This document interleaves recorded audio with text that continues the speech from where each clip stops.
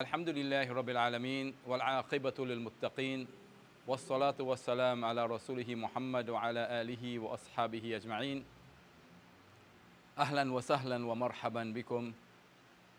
Welcome to you, brothers and sisters, as we continue our lessons here in Trinidad, Karuni Masjid, Karuni village.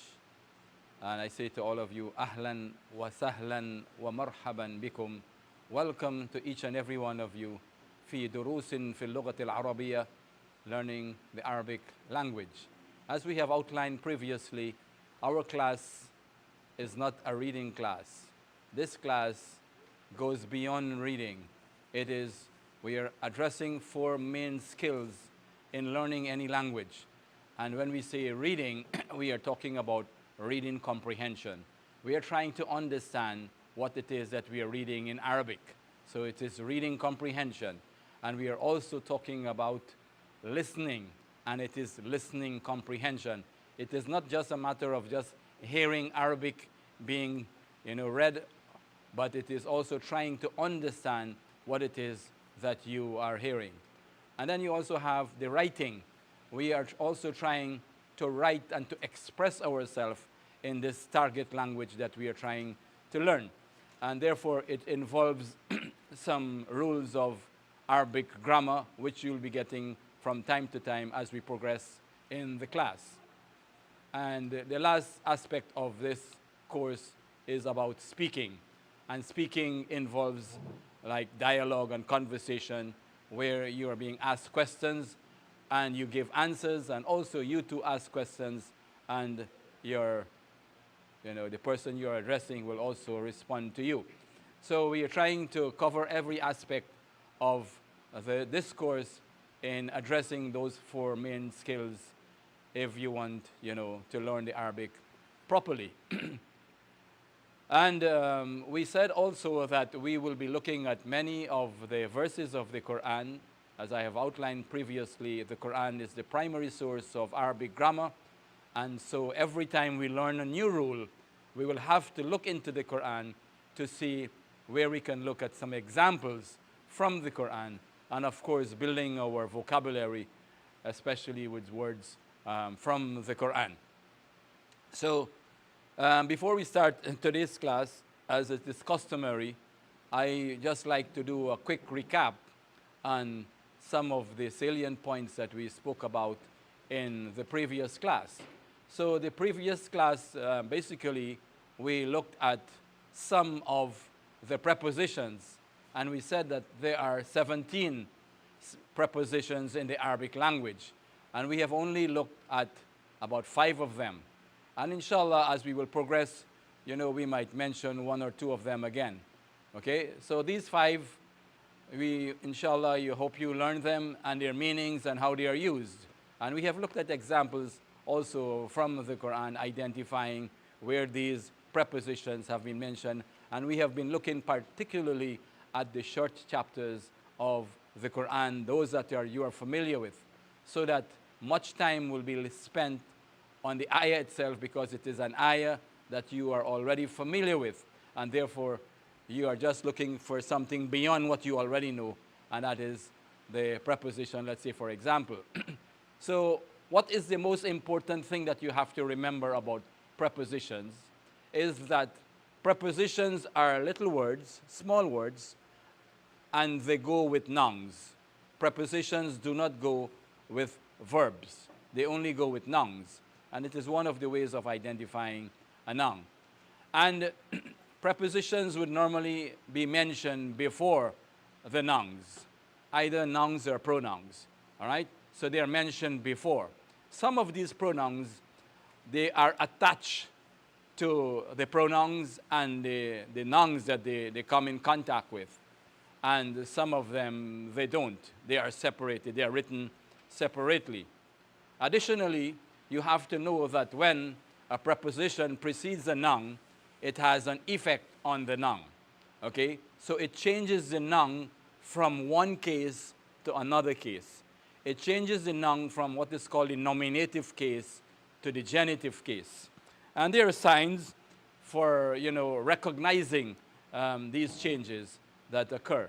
So For example, if we look at a word that you have in your first page of your book, Dr. Abdur Raheem book, you have the word kitabun, all right? Kitabun, a book, all right? So you have a preposition coming before the word kitabun. So kitabun, a book, and you want to say in a book. So we have the word fi, which means in, all right? Fi, in. And then the vowel here changes from what is called the nominative case to the genitive case. It goes below, all right? So the default of the noun is always the nominative case. You have to remember that. The default case of the noun is the nominative case. For now, you will be seeing nouns and you will be learning about nouns that have either the tanween dhamma, tanween, that is the double vowel sign, dhamma, or sometimes you may see certain nouns with a single dhamma, which we'll be looking at tonight, inshallah, some of those nouns, all right? However, these are, the general types of nouns, but you have different types of nouns. In the previous class, we also talked about what is called the dual case. So if an Arab wants to say, for example, 2 books, they would not use the number 2, which is ithnan, but they will take the singular noun, which is kitab, all right?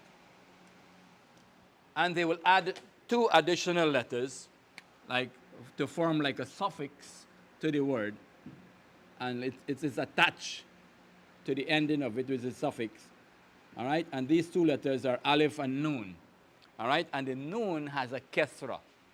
Do not allow this kesra to deceive you and say, well, there is no preposition here before, how it is and why it is a kesra here, all right? Because the only reason why the nun has a kesra, it is because the noun itself is a noun that belongs to the dual case, or the dual form, sorry, not case, but the dual form. All right, so kitabani. It is never kitabanu, all right, never kitabana. It is always kitabani with a kesra. So this noun here is also in the nominative case, except that there is no dhamma at the end to indicate that. What indicates it, inshallah, later on you will learn. It is the letter, the alif, really, basically. But we are not going to go into too much of details. And likewise, you have some other nouns like the sound masculine plural. So take a word, for example, that you already know, the word Muslim. All right, let's write the word Muslim. So you have the word Muslim. All right, Muslim. So it's Muslimun means one male Muslim. But if you want to say 2 Muslims, we just add the alif and nun, so it will be Muslimani. All right? The dual form of Muslim is also mentioned in Surah Al-Baqarah, where Ibrahim alayhi salam, he was begging Allah and he was talking about himself and his son. He said, Rabbana waj'alna muslimayni laka wa min dhurriyyatina ummatan muslimatan lak. All right, so from the word Muslim, which is the singular form, you could also have the plural. All right, the plural is formed by a waw and a nun. So it becomes Muslimuna. This nun has a fatha on it. All right, so it's Muslimuna. So this is another type of noun, which is called the sound masculine plural. All right, so I'm just indicating to you that there are different types of nouns. So we are not going to look in too much of details with these types of nouns as yet, and there are more types, okay? We are looking at the predominant type of nouns, which has the tanween at the end, okay, for now. And later on, as we progress in the class, we will be introduced to the different types of nouns as we go, all right? So we have the word bait, and we have a preposition so before it. So if I want to say the house, I will say al-baytu, the house. And if I want to say in the house, I will say fil bayti. All right? All right, so I have to point out something else here. So let me write the word bait. All right, so you have al-bait. 2. Good. I have a sukoon here. All right. All of these things, we have already explained them, that you will have to know when to put a sukoon on the lam, or if not to put a sukoon, but put a shadda on the next letter. It is all dependent if you have a sun letter or a moon letter, and you work appropriately. All right, so now we have a word before here. So we have fi, which means in, fi, all right? So the first thing you have to remember, that when you have a noun beginning with the definite article al, all right, the first thing you have to remember is as long as there is a word before it, the fatha goes away. So there is no longer a fatha there. Okay?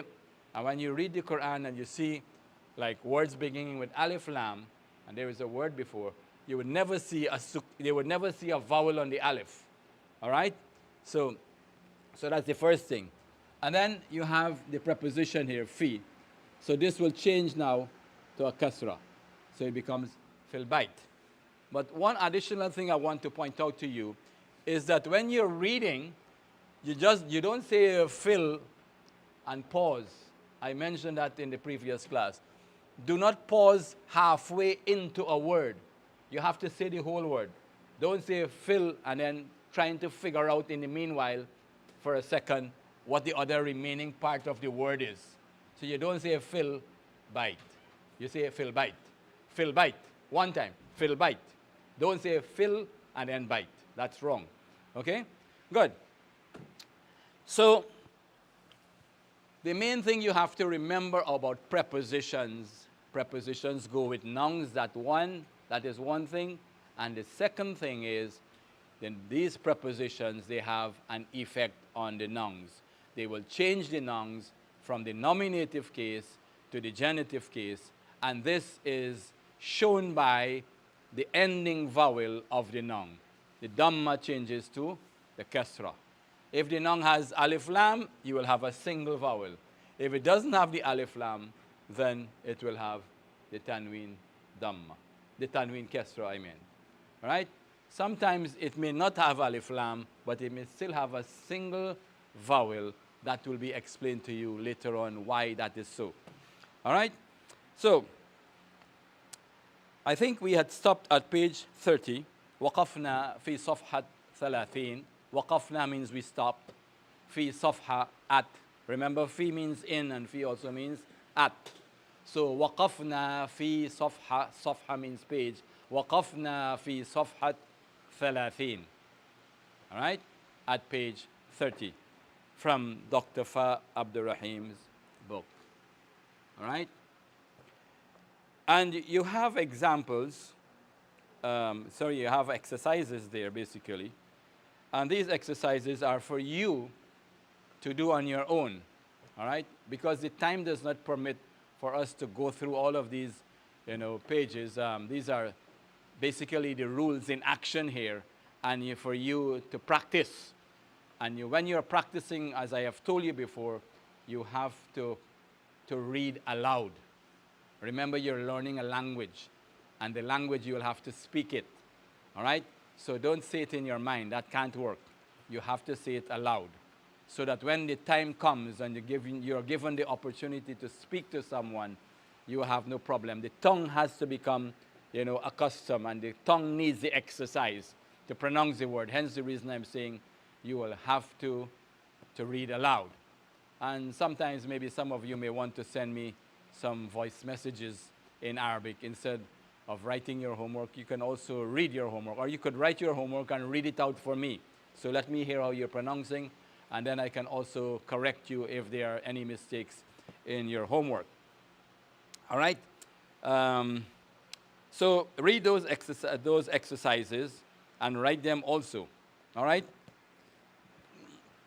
الصفحة التي بعده or بعدها. الصفحة, the page. التي بعدها, the page which is after it. 31, 31. It gives us a list of words or names of individuals. On one side, on the right-hand side, you have the column that has masculine nouns. All right? Names of males, basically. And you would notice something distinct about the masculine nouns or the male nouns and the female ones. You would notice the ending vowel for the males has tanween. All right? So it's Muhammadun. All right? But if you look on the other side, Aminatu. All right? Not Aminatun, but Aminatu. All right? Khalidun, tanween damma. The next one, Zainab, but Zainabu. All right? So this is basically what you have to remember, that for female nouns, names that refer to females, they have just a single vowel to the end. That's a rule. That's a general rule. You have to remember these rules. All right? And for the masculine ones, all right, the male nouns, you have tanween. All right? There are some exceptions to the rule. All right? Later on, you would, identify those nouns. All right? You have some nouns, some names referring to males, but they may not have tanween. All right? And we will learn them later on, inshallah.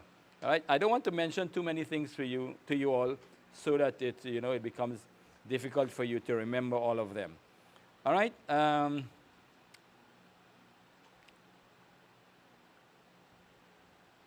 Right. So we talked a little bit about some pronouns, not all pronouns. We spoke about some pronouns. And I just want for you to tell me some of the pronouns that you have learned.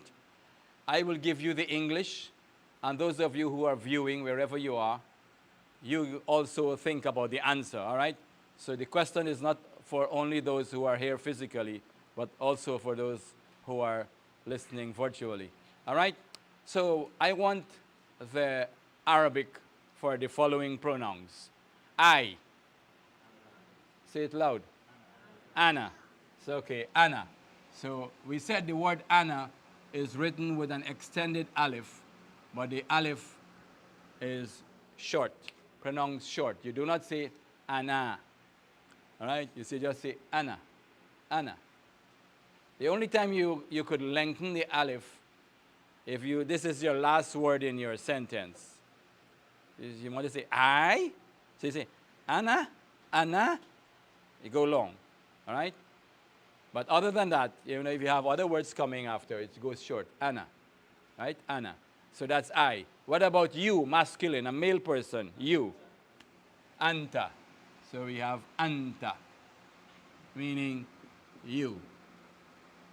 All right, so we put in you here, and we put masculine. All right, masculine.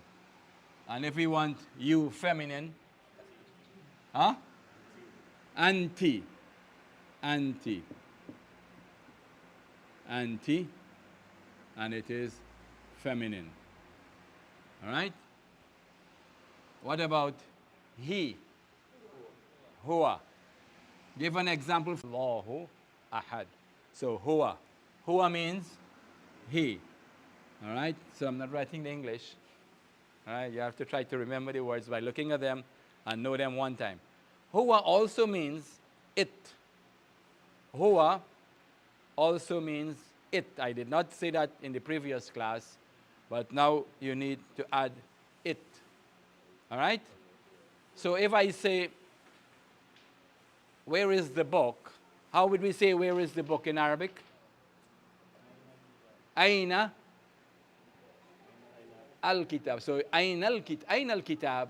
I want to say it is on the desk. So I will say huwa ala al-maktab. Okay? So huwa ala al-maktab means it is on the desk. Okay? So huwa means he or it. He or it. And what's the Arabic word for she?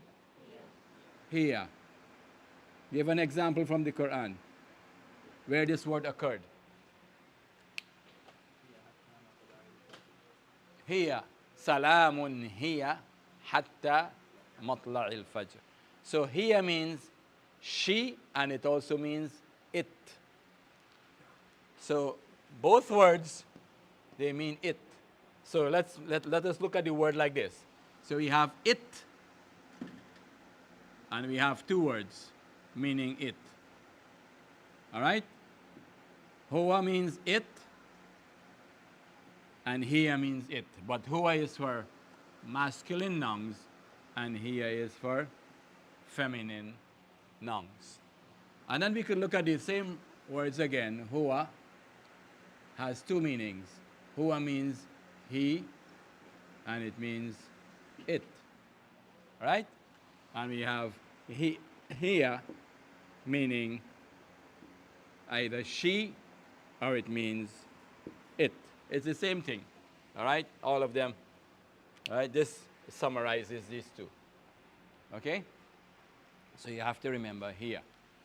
All right? So we also learned previously when we are dealing with the possessive case in terms of pronouns, all right, we want to, so this means I, but I want to say my. So this means I, but now I want my. We have the ya with a sukoon preceded by a kasra. All right? So my house or my home is going to be an Arabic baiti, my book, my teacher, mudarrisi. All of you who are viewing also, I hope that you're shouting out the answer there at home. All right? All right. So my bed, and so on and so on. All right? Now if we want, for you, we'll change to your. All right? So your house is going to be Baitu Ka. All right? And if it is feminine, it will be Baitu Ki. All right? So we just need to highlight this. This has a fatha, this one has a kasra. What about his and her? We didn't do that as yet. All right? So we want to say his house. All right? We will add a ha with a dhamma. Okay? And for her, ha with a alif. Ha. Now the ha may be written differently depending on the final vowel of the noun. What is the noun you're talking about? So if it is you're talking about the word bait, bait means house, all right? I want to say his house. We're going to attach the ha, which means it's not going to be written like this. All right? So let's look at the word baituhu, which means his house. So we have bait, all right? That's how it is written, bait. So when you're going to attach a letter, all right, first you have to consider shortening the last letter of the noun. Make it shorter. Shift the dots. These are all things that you would have learned in the reading course. All right? Shift the dots to the right. And then you attach what you have to attach. So this is the ha that we're talking about. So it is baituhu. So baituhu means his house. Baituhu. All right? If the final letter of the noun does not allow attachment, all right? Like you have a noun ending with one of the 6 letters, which we spoke about in the previous class, which you're also supposed to know from the reading course, all right? The 4 days reading course. For those of you who have missed that course, you could always check on the YouTube for the Islamic Missionaries Guild site, and on the classes you will find that course. It's a 4-day course, and we have identified those things. Supposing we have the word walad. It is a noun. So waladun means a boy. All right? So waladun means a boy. And it could also mean son, depending on how it is used. All right? So you want to say his son. All right? So we're going to take away the tanween, because tanween only comes at the end of a word. Remember that. Tanween can only come at the end of a word. So now if we're going to add another letter here, the dal would now cease to be the final letter. So it's written like this. Waladuhu. All right? The ha is written separately from the dal because the dal is one of the selfish letters. They do not reach out to others. All right? But others must reach out to them. Good. So the ha is not attached to the dal. All right? So by two. So we have learned today, all right, the who and the ha. His and her. It could also mean him and her, right? But we would learn that, inshallah, very soon. Okay? So those are the two other pronouns I wanted you all to learn today. Now, our new lesson deals with something that is called the possessive case. The possessive case in Arabic is called Al-Idafa. Al-Idafa.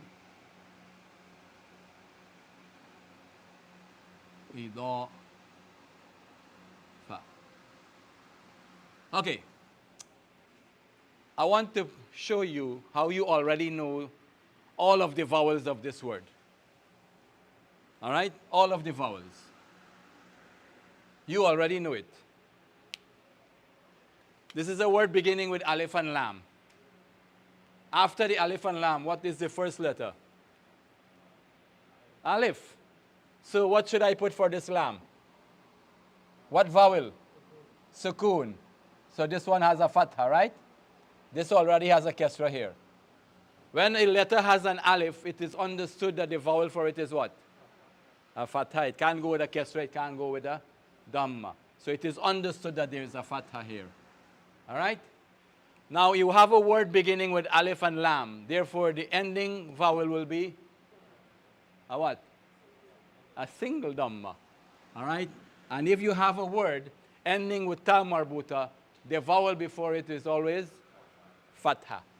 So you see, this is how you will be learning to read without vowels gradually. All of those rules have to stick in your head. All right? So al-idafa. Al-idafa refers to the possessive case. So let's just, let's think a little bit about how we use the possessive case in the English language. So with the English language for the possessive case, if you're using pronouns, you want to say my house, all right? You have by T, my. So you could use a pronoun with the noun, my house, your house. This is possessive case, all right? It shows possession. It basically means the house of me, the house of you, all right? The house of him, which is his house, and her house, and so on. That's when you're using pronouns, all right? So when you're using the pronouns, that's one of the ways of showing the possession. But generally speaking, when we are talking about the possessive case, it is expressed in the English language two ways. It is either expressed by the usage of the apostrophe S, all right? So we say Muhammad's book, all right? Muhammad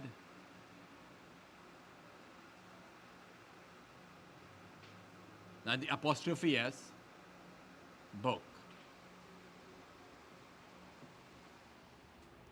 Or we could use the of phrase expression. Of phrase. The door of the house. We do not say in English language, the house's door. All right? We don't say the house's window. We say the window of the house. So this is how the possessive case is expressed, either by the apostrophe S or the of phrase, apart from what we said just now, when you're not using pronouns. All right? Pronouns, you just say, well, you use the pronoun with the noun. All right? So we want to look tonight how we're going to express the possessive case in the Arabic language. So the first thing that you would need to do is that if you have a construction of a sentence, like you want to say, the book of Allah is beautiful. All right? The book of Allah is beautiful. Like normally we would say Allah's book is beautiful in proper English.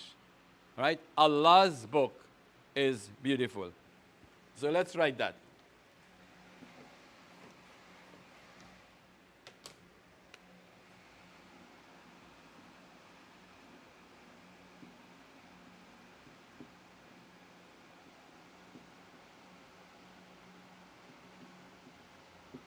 All right? If you're going to translate this into English, first thing you would do in your mind, in your head, is you're going to change this construction where you have the apostrophe S and use the of phrase construction. Okay? So the of phrase construction will now be the book of Allah is beautiful. All right? So we write that now. So this is equals to the book of Allah is beautiful. Right? By the way, normally when we don't want to write all the things, we normally do something like this, right? All right? Well, do you know this? Maybe this is Arabic, you know. There is shadda when it is repeated. You all catch that? You know that? This is Arabic. So even the signs the English people copied from us, from the Arabs. All right, so the book of Allah. The book of Allah. So now we're going to translate. So what's the Arabic word for book? Huh? Kitab. But we have the book. We're coming here just now. And then we have of Allah, we have Allah. Right? So this, you don't have no equivalent in the Arabic. Don't think about a word for of. All right? It is understood within the construction. All right? So the possessive case basically is two nouns coming together, and these two nouns have a special relationship with each other. All right? They have names when you analyze them. They have names in the Arabic terminologies that you refer to them by when you're using this possessive case. The first noun is called al-mudaf. The second noun is called al-mudaf ilayhi. But I don't want to burden you with the names. I will refer to them as first noun and second noun. All right? That's easy to remember. The first noun and the second noun. Remember, we're reading from right to left. So first noun is this one, not this. Okay? Right to left. We are reading Arabic. First noun, second noun. The rule is what you have to remember. Rule. Rule number one. The first noun does not accept al. No al. All right? Not allowed. Cannot accept al. But yet it is a definite noun. So even though we say the book, we are not seeing alif lam here. But yet when we translate, we say the book of Allah. But why did it become a definite noun? It is because of its relationship with the next word. By virtue of that relationship, it became a definite noun. Because we are not talking about any book, we are talking about Allah's book, the book of Allah. So that is what made it a definite noun. It is not any book. All right, so when we say about a definite noun, definiteness of a noun does not only refer to alif lam. There are other elements that could make a noun a definite noun. One of the ways, alif lam attached to it, that's one way. Another way is Al-Idafa, possessive case. All right? So, kitab, noun number one, al-mudaf, does not accept alif lam. Now you have learned previously, if the noun does not accept alif lam, it will take a tanween. And that brings us to the second rule. So rule number one, rule number two. Rule number two, no tanween. All right? No tanween. Tanween. No tanween. All right? No tanween. So it will be Kitabu Allah. And rule number three is, so it's basically only three rules. All right? The second noun, so these two here is noun number one. And this one is noun number two. Second noun. The third rule is about the second noun. The second noun goes in the genitive case. All right? So it will be Allahi. Kitabullahi. Not Allahu or Allah, but Allahi. So this is referred to as the genitive case. All right? And it can be seen with a sign, which is the kasra. So those are the three rules that you must know when you're dealing with the possessive case. So if you're given a sentence, all right, with the apostrophe S, first thing you do, you convert it into the of-phrase construction to make it easy on yourself. As long as you have the of-phrase construction, the first word, the first noun in your sentence will be the first word in Arabic. Okay? And the second noun will be the second noun here. And now you have to apply the rules. The first noun, no alif lam and no tanween. And the second noun is in the genitive case. All right? So that is what it is for the possessive case. And now we want to look at some examples from the Quran where we could see the possessive case. All right? If you could find an example for me, that will be greater. So what you're going to do is you're going to look for two nouns. Well, maybe because of your limited vocabulary, you may not be able to identify. But you have some simple words. If you look at the short surahs, as I said, we're looking at short surahs. All right? So let's look at Surah An-Nasr. I give you a surah. Look at it. See if you could find the of-phrase construction in Surah An-Nasr. Two nouns coming together. All right? And possession is shown. You have one? Nasrullah. Very good. So we have, at the beginning of that chapter, إِذَا جَاءَ, and we have Nasrullahi. So we would notice, this is one noun which means help or victory, and this is Allah. So you have Nasru and you have Allahi.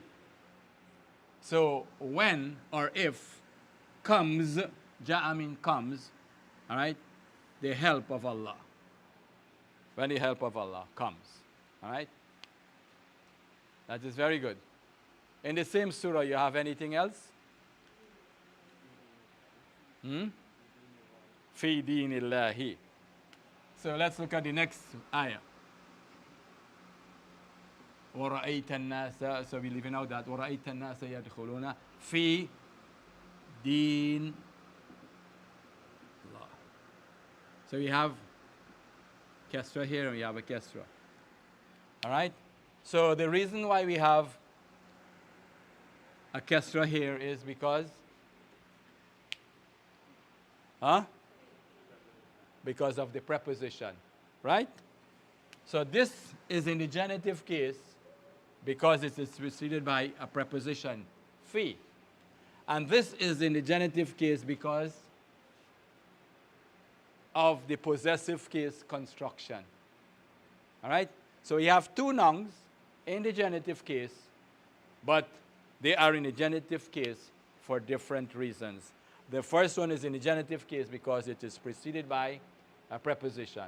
The second one is in the genitive case because of the construction of Al-Idafa, the possessive case, where we say, fi dinillahi. All right? Very good. More examples from the Quran. Check Surah Humaza. Humaza.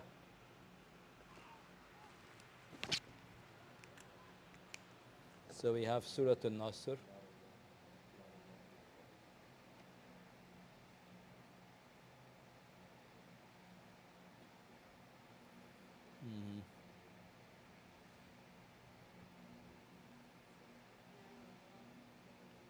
MashaAllah. Narullahi. Very good. Ahsant. Narullahi. All right? Nar meaning fire. Fire of Allah. Allah's fire. Al-Muqada. Kindled. All right? Narullahi al-Muqada.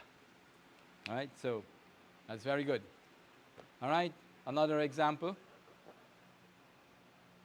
Surah Al-Qadr. Surah Al-Qadr. Surah 97. Inna anzalnahu fi laylatil qadr. Wama adraka ma laylatul qadr. All right? Let's look at that surah. So we have Inna anzalnahu. I think it is not written like this in the Quran. The alif is not there. It might be like this, and then you have a little alif on top like that.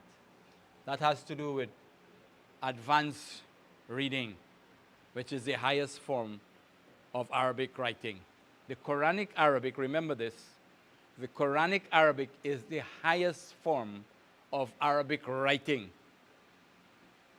Because the words are like this, you would never be able to know it unless you think deeply into the word to know that this has to be lengthened. That is a higher level of language. All right, so anyways, Inna anzalnahu fi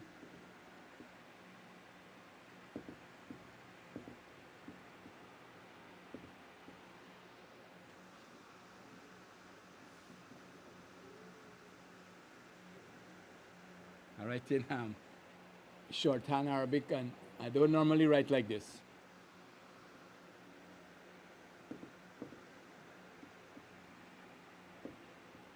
I wrote the two ayat because I want to just bring to your attention something maybe you didn't pay attention to.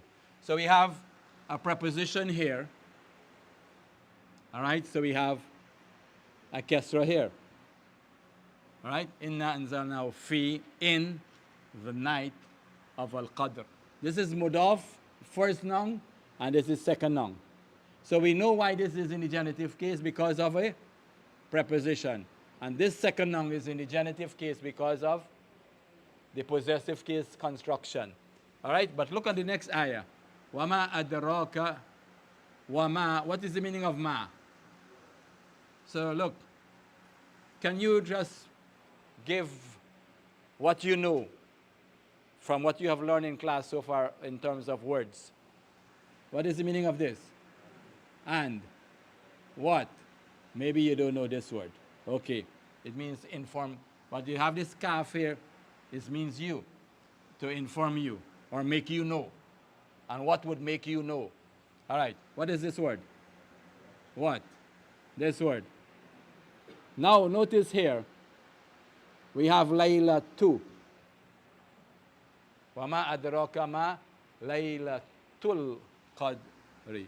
So we have a dhamma here, All right? Because there is nothing before that would have caused it to change from the default voweling. The default voweling is always the Dhamma. So the Dhamma will only change to a Kasra or a Fatha if there is a reason. All right? There is a reason for it to change. Other than that, you don't change it, you put it in the default vowel. So you have learned so far that two things or two elements or two reasons why the noun will change to the genitive case. One is if it is preceded by a preposition. And the second reason is because of the possessive case. All right? As a matter of fact, there are basically three reasons why the noun, in all of the Arabic language, all the Arabic grammar, only three reasons basically why the noun will be in the genitive case. And there are 6 reasons why it will be in the nominative case, and about 11 reasons why it will be in the accusative case. You will be learning that, inshallah, as we progress in the class. All right? Yeah. So, we're moving الآن ننتقل إلى الصفحة التي بعدها. الآن means now. ننتقل, we move to الصفحة, the page, التي بعدها, which is after it, صفحة 32. I think we need to do some Arabic numbers. All right? So you're going to repeat after me. Let's learn some numbers in the meanwhile. So inshallah you'll get abreast when I mention some of the numbers, you will know them. All right? So we're going to count. Repeat after me. Wahid. Wahid. Bring out some ear because it has a ha. Wahid. Ithnan. Ithnan. Thalatha. Tongue between your teeth. Thalatha. Thalatha. Arba'a. Arba'a. Arba'a. Ain. Arba'a. Khamsa. Khamsa. Okay. Wahid. Ithnan. ثلاثة أربعة خمسة واحد اثنان ثلاثة أربعة خمسة خمسة أربعة ثلاثة اثنان واحد واحد اثنان ثلاثة أربعة خمسة. Repeat. You say it on your own now. واحد. Again.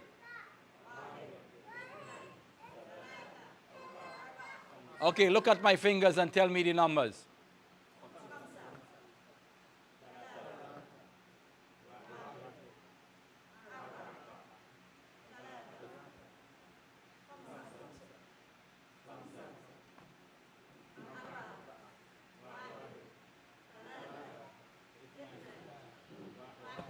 Very good. Nice, mashallah. You learn the others in the next class, inshallah. All right. الآن ننتقل إلى صفحة 32 from Dr. Abdur Raheem's book. I am going to read. Can you close your books? I'm going to read. You're going to be listening comprehension now. Listening comprehension. So you're going to listen and try to understand what you are hearing. Maybe in between you may hear some nouns that you may not know. That's okay. That's normal. So it is a conversation between Al-Mudarris, the teacher, and Muhammad. The teacher says, Min ayna ant? Min ayna ant? What about if you translate for me? Where are you from? Okay. Ana min al-Yaban. I am from Japan. ومن أين أنت يا عمار؟ ومن أين أنت يا عمار؟ Ammar says, Muhammad says, Huwa min as-Sin. Huwa min as-Sin, meaning he is from China. All right? So the teacher says, وَمِنْ أَيْنَ حَامِدٌ. هو من الهند. هو من الهند. Huh? He is from India. أين عباس؟ خرج. خرج means he left. So you have now been introduced to a verb. All right? We will deal with the verbs in a separate lesson, but we will take it because it is here. All right? So kharaja means he left or he went out. Kharaja means he went out or he left. Kharaj. Kharaj. Say it. Kharaj. Again. Kharaj. So أين عباس؟ خرج. أين ذهب? Where did he go? So that is another verb.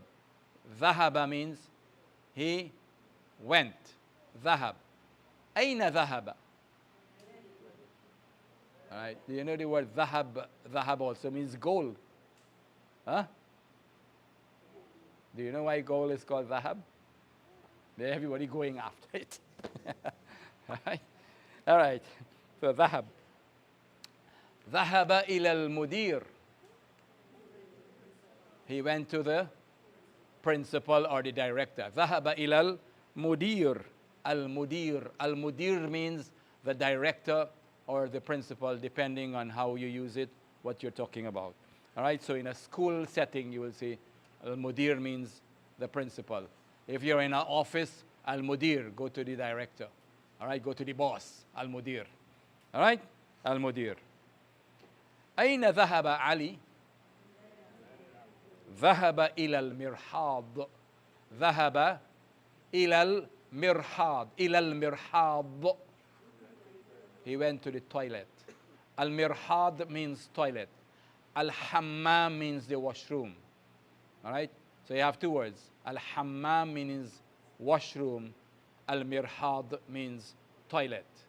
Now, I'm going to read again, one more time, for the weaker students, also those who are viewing online. All right? I'm going to read it one more time without stopping to ask you their meanings. All right? You have to try to understand the meanings quickly. All right? من أين أنت؟ أنا من اليابان. ومن أين عمار؟ هو من الصين. هو من الصين. ومن أين حامد؟ هو من الهند. أين عباس؟ خرج. أين ذهب؟ ذهب إلى المدير. ذهب إلى المدير. وأين ذهب علي؟ ذهب إلى المرحاض. ذهب إلى المرحاض. ذهب إلى المرحاض. Notice when you use ذهب, it is followed by the preposition إلى. So whenever you're using this verb ذهب, you will have to use إلى after it. And when you're using خرج, you're using the preposition min, which means from. So you could say خرج محمد. Muhammad went out. من البيت, from the house. وذهب إلى المسجد. All right? خرج محمد محمد من البيت وذهب إلى المسجد. All right? So Muhammad left the house, went out of the house. خرج من البيت وذهب إلى المسجد. Remember the two verbs and remember what prepositions they are used with. If you use the wrong preposition, sometimes you could change the meaning. It happens also in the English language. You use a wrong preposition with a noun, it will convey a different meaning. Likewise, in the Arabic language, you use the wrong preposition, you will also convey a different meaning. All right? Next, it says here, read and write the following words. في صفحة 33. ثلاثة means وثلاثين. 30 and 30. 3 and 30, which is 33. من أين فاطمة؟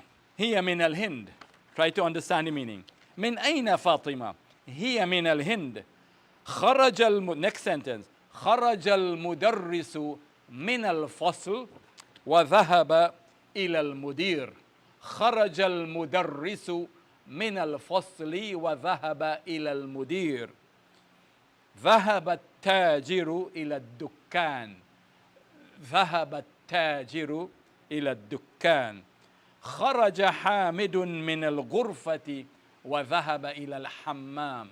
خرج حامد من الغرفة وذهب إلى الحمام. من خرج من الفصل؟ من خرج من الفصل? Translate for me. Who went out of the class? من خرج من الفصل. All right? These exercises are for you to read and read aloud on your home, on your own, at your home, all right? Or wherever you are, you're driving, try to practice your reading, all right? And in the next lesson, inshallah, we'll be continuing في صفحة 37. We will be stopping at page 37, all right? The other pages is for you to read and digest, and inshallah, learn the vocabulary, all right? I cannot overemphasize the importance of learning your vocabulary, all right? Let me see here. This is a summary in this book, Al-Arabiyyah baina Yadaik, a summary of some of the things that we have learned so far. So, I give you the Arabic, then you give me the English. Now, let's change it around. Let me give you the English, you give me the Arabic. All right? I am a student. Ana talib, male. We're doing with male first. Then we will deal with female, okay? Male only, masculine. I'm a student. I'm a teacher. Ana mudarris. I am a doctor. Ana tabib. I am Egyptian. Ana Misri. I am Turkish. Ana Turki. I am Syrian. Okay, same words again. You are a student. Anta, are you a student? Anta talib. Hal anta talib? Song it like a question. You're asking a question. Hal anta talib? Are you a doctor? Hal anta tabib? Are you Egyptian? No, I am Turkish. He is Syrian. He is a doctor. He is a student. He is Egyptian. Okay, let's deal with female now. I am a student. What would you say if you're a female? Ana taliba. So the word talib, you add on ta marbuta. All right? So ana taliba. I am a teacher. Ana mudarrisah. So mudarris, add on ta marbuta. All of the nouns add on ta marbuta to make them feminine. I am a doctor. Ana tabiba. I am Egyptian. Ana Misriya. Now you have to know how to write it. Not because you can say it, you also have to know how to write it.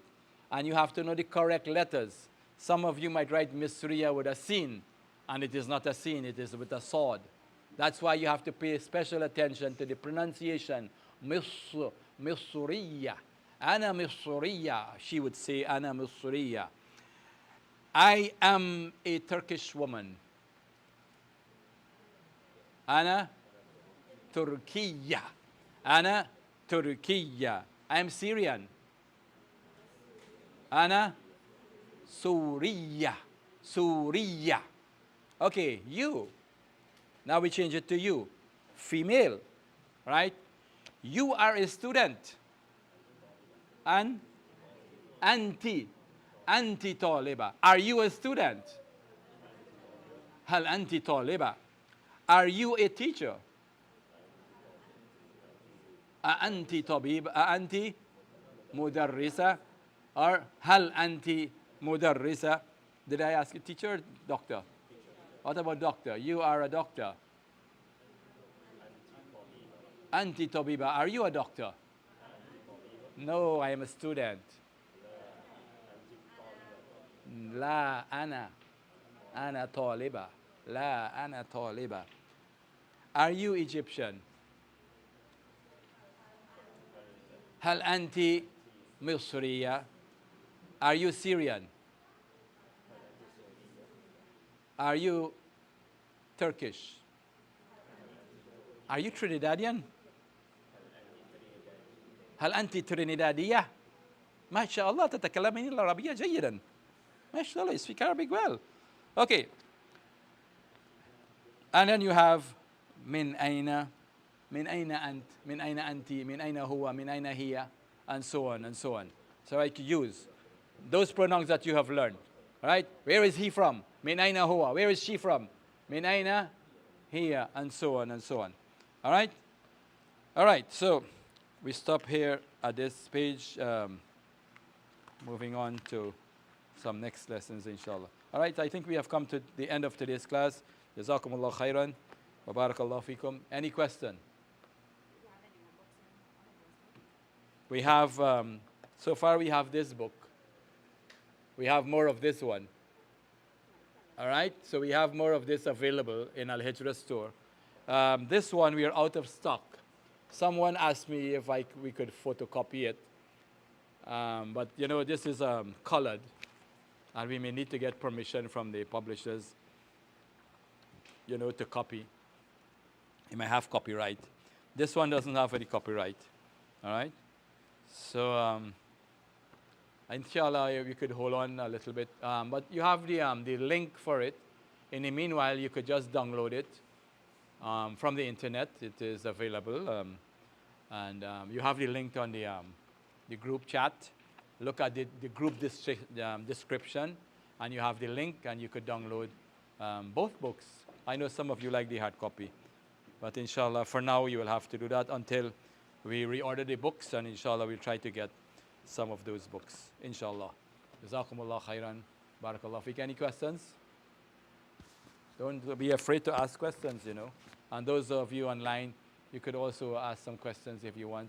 You could send it to me, and I will see, inshallah, if we could answer. Barakallahu feekum. Wassalamu alaikum wa rahmatullah.